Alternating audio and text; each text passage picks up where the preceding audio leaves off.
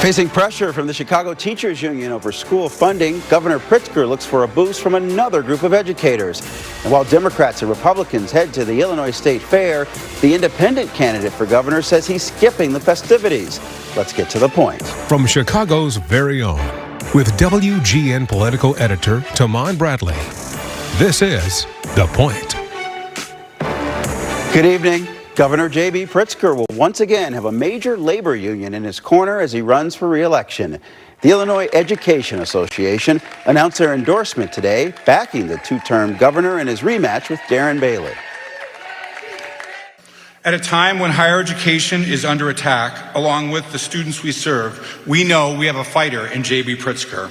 The world that Darren Bailey and his allies in the MAGA movement offer is something out of the 1920s. It would be a disaster for public education. The Bailey campaign responded, saying Darren Bailey didn't get into public service for a title. He got involved because he cared about his community and its kids. JB can keep throwing attacks from his billionaire bubble. Darren has actually sat at the table, balanced the budgets, hired the administrators, and done the work for public school families. Today's endorsement announcement comes as the Chicago Teachers Union ramps up pressure on lawmakers to find more money for city schools. Our governor is going to have to give for real and bring new revenue into the state so we can fund our schools. And if you'd like, I can pull the pockets out of my trousers to show you that the state does not have dollars that are just laying around. Mega project. House Speaker Emanuel Chris Welch says he will back a plan to increase funding for Chicago schools when lawmakers meet for a veto session later this year. Independent candidate for governor Collin Corbett is also talking money for schools, saying there's no short-term fix. We caught up with Corbett this afternoon while he was out on the campaign trail. There is talk of putting more money into the schools, K through 12, across the state. There's even discussion of doing this maybe during the veto session. Is that something you support, and where should the state come up with the revenue to do this? Yeah, I absolutely support putting more money into our schools. I think where you're questioning is how CPS and specifically CTU want more money for Chicago schools specifically.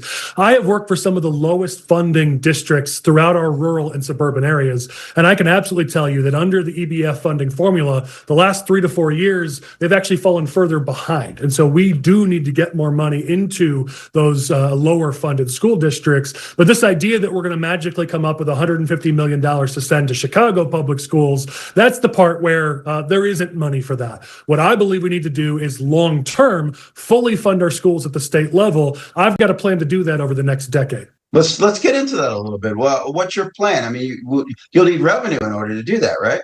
100%. And that's where it's got to be that long-term plan. And so what we're going to do is in my first year, we're going to freeze discretionary spending. And then we're going to put in place common sense accountability measures so we can see where that money's going, how it's being spent, and where it's being spent wisely and unwisely. Where it's being spent well, let's get those organizations even more funding. And where it's being spent ineffectively, let's pull back that funding, especially programs that were started during COVID that were supposed to end at the pandemic, but we're still funding them today. We also So if you freeze the discretionary spending, then are you saying that money over time, whatever growth develops, you would put into the schools? That plus we also have bonds rolling off in 2030 and 2033. And so those give us opportunities here at the state level to invest that into paying down our pension debt and yes, fully funding our schools. There's 3 places we need to be investing at the state level. It's not sexy, but it's what we need to do if we're going to lower property taxes and take care of our schools and our kids. It's paying down our pension debt, fully funding schools, and fully funding LGDF. That's got to be our focus over the next decade. You got an op-ed published this week about data centers. It sounds like you don't favor the incentives, but you also don't want to ban. So what's your position on data centers? Position is right now one of frustration that we've given nearly $1 billion in tax incentives to these data centers without any guardrails in place to protect local residents. We're not protecting our water usage. We're not protecting energy usage. And so as a result, our electricity rates are going through the roof. We're not protecting our environment. We've got to put these guardrails in place, guardrails that are in place in many other states. That's where I want to put the focus is let's get that done. done so that it's not local working families who are paying the price for those incentives and paying the price for the data centers. If we can do that, then yes, now we can start to look towards the future and bring those data centers in a responsible way. But right now, that's not what's being done. Aaron Del Mar, Aaron Bailey's lieutenant governor candidate, is talking about abortion now. He's against abortion rights, but just last week he said he personally supports an exception in the case of rape and incest. Where do you fall on this issue? Yeah, I don't know any given day where the Bailey campaign might stand on an issue, so that's always a crapshoot. But for me, I've been consistent for a long time. Abortion is a medical decision between a woman and her doctor. Where we as government ought to be focusing is on helping women and young families, because right now it is too dang expensive to raise a family. And so that's what we could be doing, is make it more affordable so that those who want to start a family could actually afford to do so. Just curious, as you run as an independent, how would you pass legislation as an independent? Are you concerned that the Democratic-led legislature would see you as a Republican and then therefore they would just go it alone and not work with you? Now, actually, I think my independence is the superpower of this whole thing.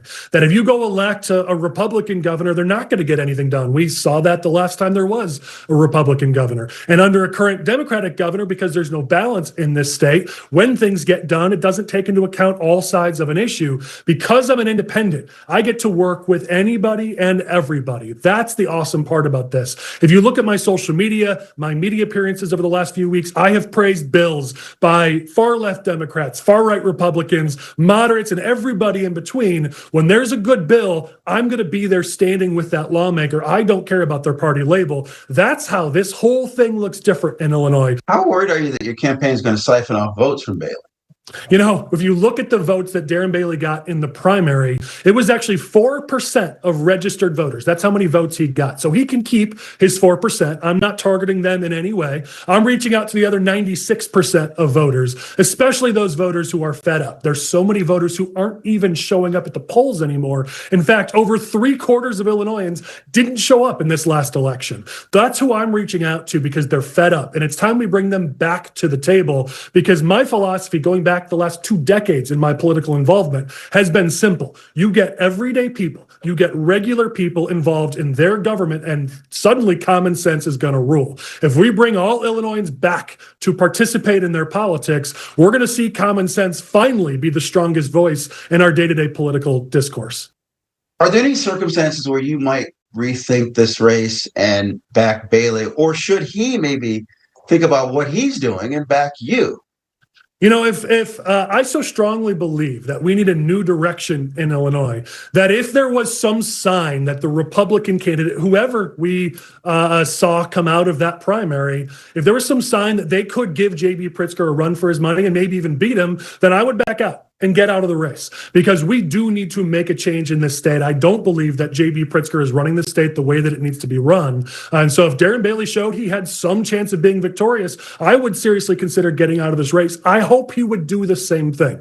You see all the controversies coming out of his campaign. There was yet another one today. You mentioned the fact that they've been flip-flopping on various issues. This just isn't a campaign that could win. Meanwhile, polling says that an independent actually could give JB Pritzker a run for his money. I would hope they would have the same belief that we need new leadership in this state, and they'd be willing to set aside their egos and say, you know what, if somebody's willing to bring us in a better direction, it doesn't have to be us.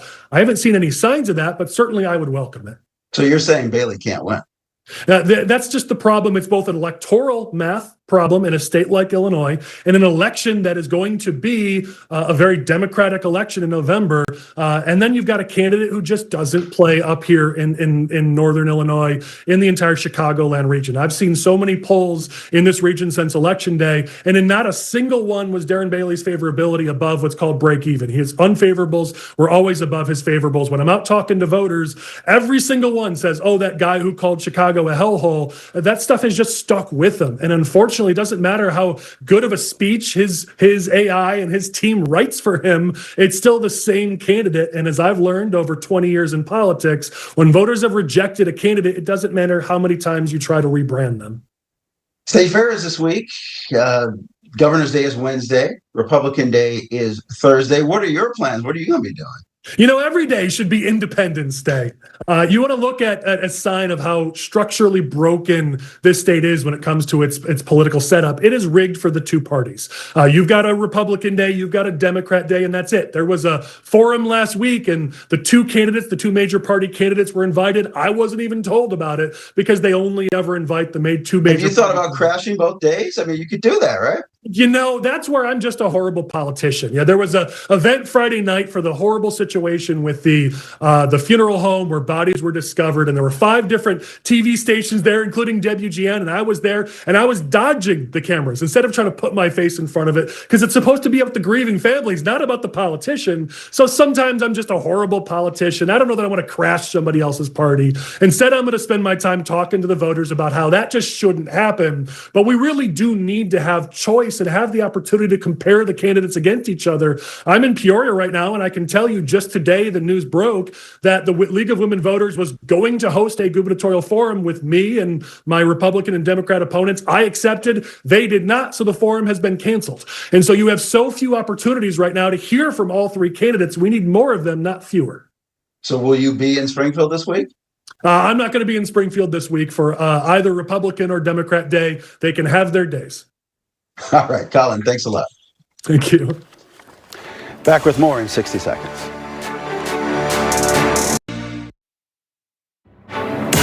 Tonight, a tip of the hat to White Sox owner-in-waiting Justin Isbia. Last week, he secured more than $600 million in federal funding to help Amtrak relocate a maintenance facility in the South Loop.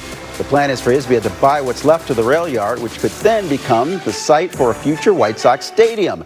The first-place White Sox take on a very good Cubs team tonight on the north side in the Crosstown Classic. And that is The Point. I'm Tamon Bradley. We'll see you again tomorrow from Springfield. Good night.